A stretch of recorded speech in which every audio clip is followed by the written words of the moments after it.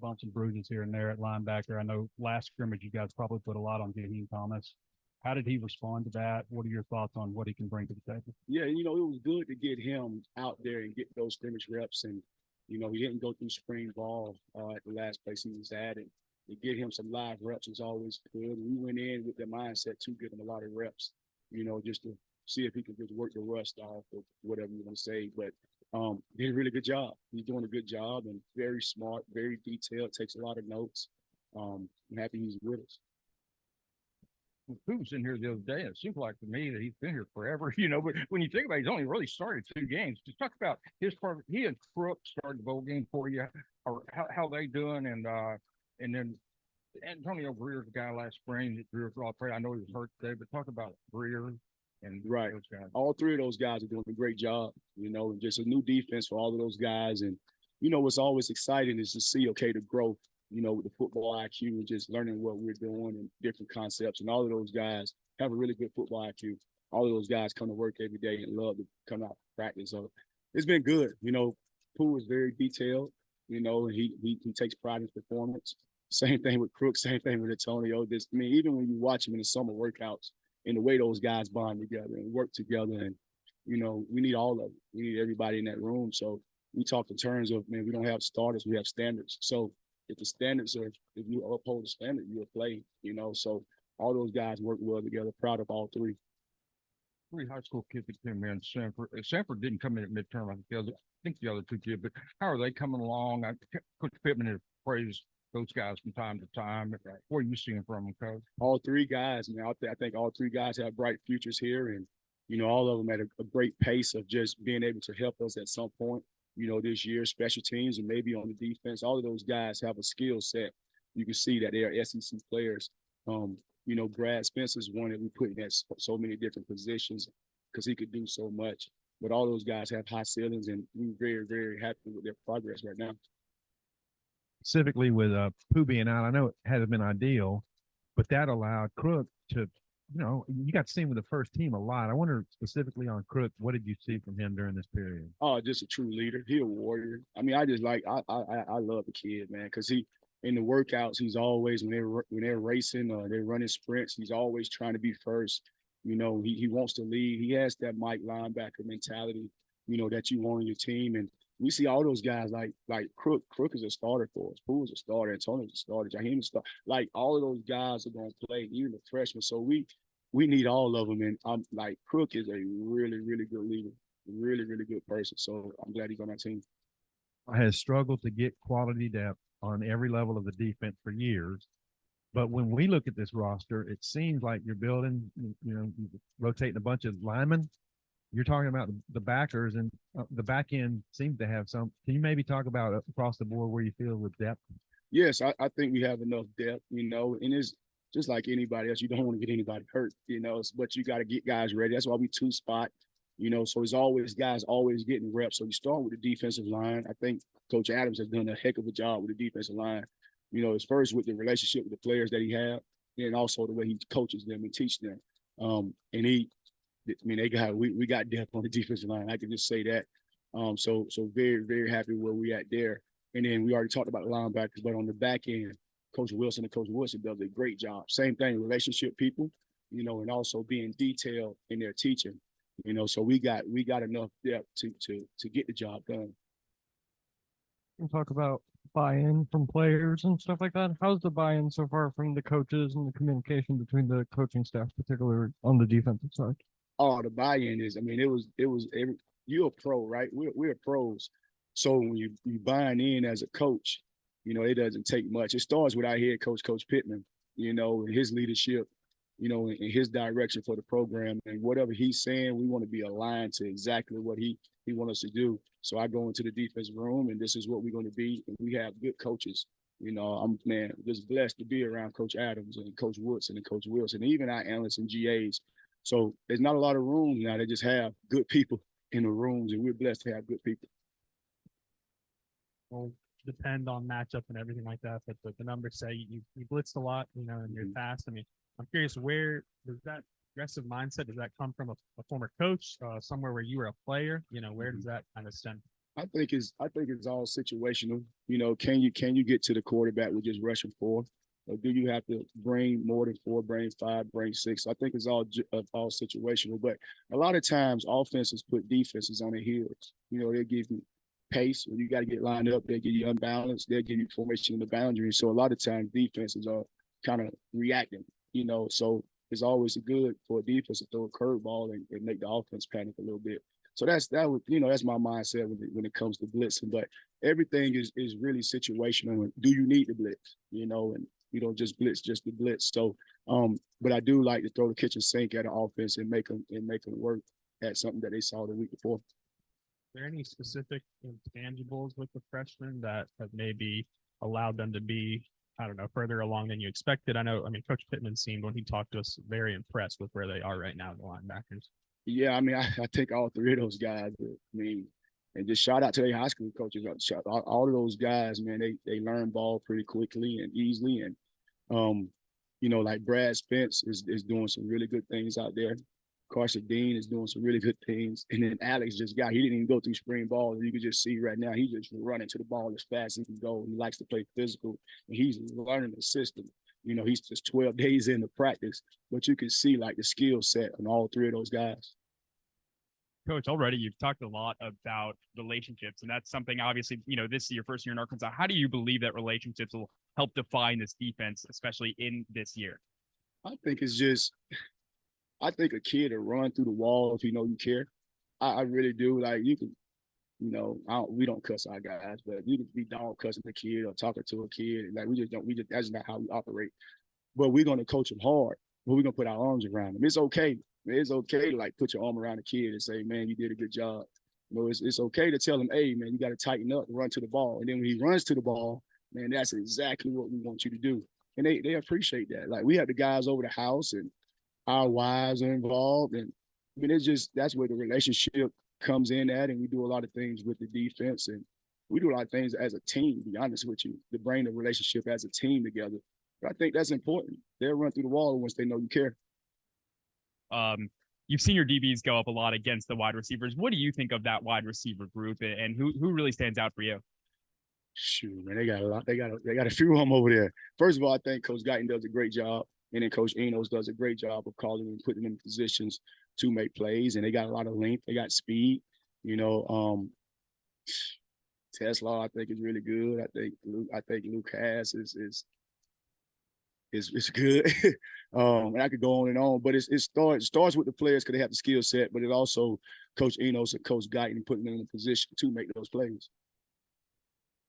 A lot of fall camp is getting mental reps, especially for the younger guys. Are there any players in particular that stand out that you've kind of seen a light bulb go off? Yeah, I mean, it's always good to see the growth of all the players.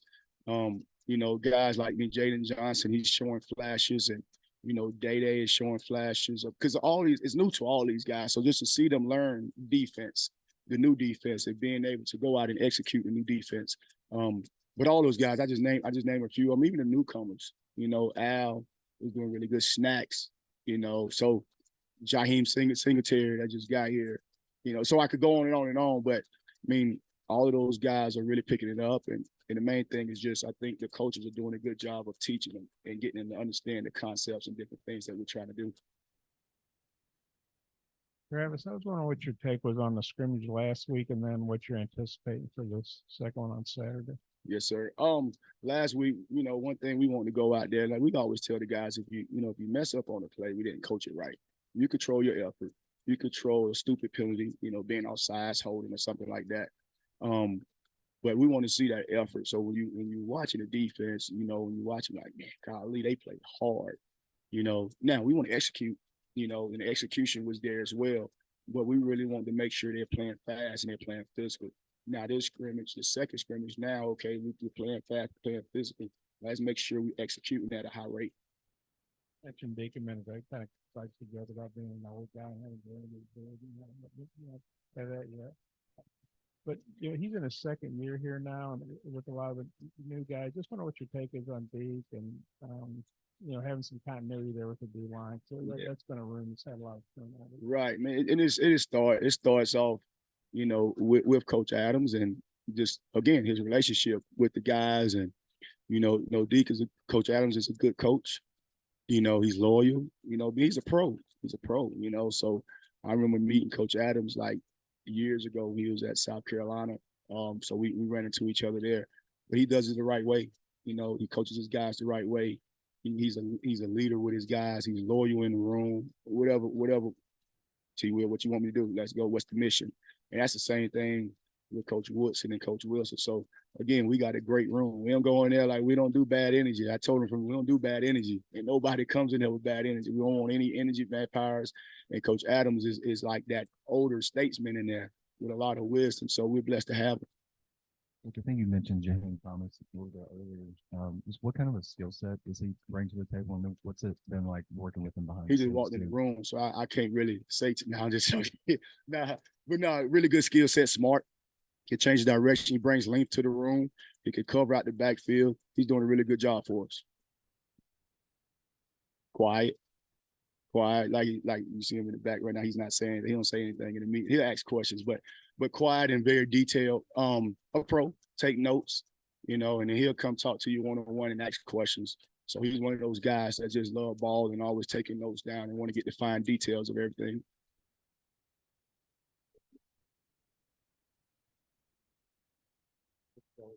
Those players that are improving and can eventually maybe help the program. Yeah, all of those guys are improving. Donovan just got here. Caden is improving. Brooks Both is improving. Brooks Both, man, he gets a lot of reps for us on special team and defense. Like, he's very valuable to our team. Man, I'm happy they on the team, and all of them gonna have a chance to help us. Well, I think he's gonna be somebody that probably sees action on special teams. Oh yeah, no, probably he is. Like, Coach Fountain loves him because he does a great job. He does a good job and come to work every day, and we're proud that he's on our team, and he really, really helps us out a lot.